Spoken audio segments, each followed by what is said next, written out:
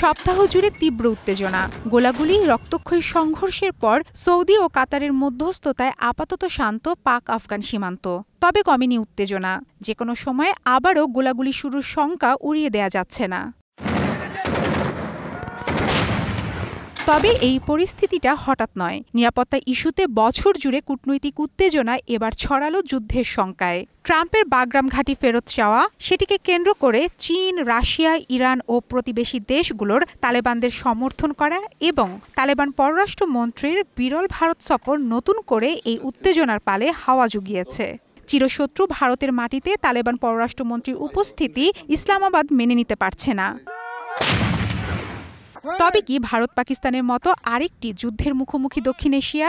বিশ্লেষকরা বলছেন সেই সম্ভাবনা আপাতত ক্ষীণ, কারণ বিবাদমান পক্ষগুলো এমনিতেই অভ্যন্তরীণ নানা জটিলতায় জর্জরিত।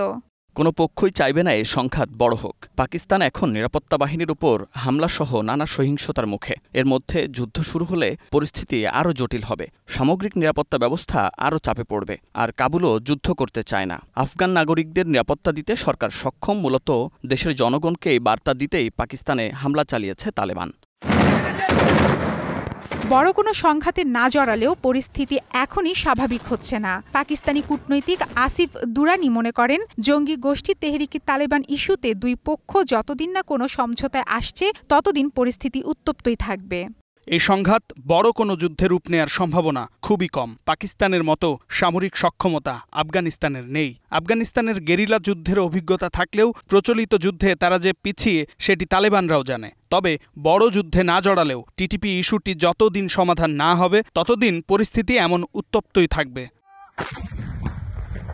পাকিস্তানের বহুদিনের অভিযোগ, কাবুল ইসলামাবাদ বিরোধী সশস্ত্র গোষ্ঠী তেহরিকি তালেবান পাকিস্তান বা টিটিপিকে সহযোগিতা করছে। অবশ্য পাকিস্তানের এই অভিযোগ বরাবরই অস্বীকার করে আসছে আফগানিস্তান। কেবল কূটনৈতিকভাবেই এই সমস্যার সমাধান সম্ভব বলে মনে করেন বিশ্লেষকরা। এরই মধ্যে উত্তেজনা কমাতে দুপক্ষের মিত্র দেশগুলো নানা তৎপরতা শুরু করেছে। গেল কদিন ধরেই উত্তেজনা বিরাজ করছিল আফগানিস্তান ও পাকিস্তানের মধ্যে। তালেবান পররাষ্ট্রমন্ত্রী আমির খান মুত্তাকির ভারত সফর সেই উত্তেজনা আরও উস্কে দেয়। মুত্তাকির ভারত সফরের প্রথম দিনই কাবুল সহ দুটি স্থানে হামলার ঘটনা ঘটে। এর জন্য পাকিস্তানকে অভিযুক্ত করে তালেবান। শুরু হয় পাল্টাপাল্টি হুমকি।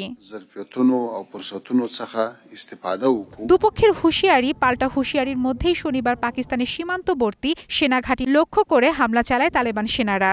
জবাবে পাল্টা হামলা চালায় পাকিস্তানও। শনিবার মধ্যরাত পর্যন্ত সীমান্তে ব্যাপক গোলাগুলি ঘটে। এ হামলায় পাকিস্তানের ৫৮ জন সেনাকে হত্যার দাবি করে আফগানিস্তান। আর পাকিস্তান বলছে তালেবান সেনাবাহিনী হারিয়েছে অন্তত ২০০ সেনা। মারফাতুন রুচি, স্টার নিউজ।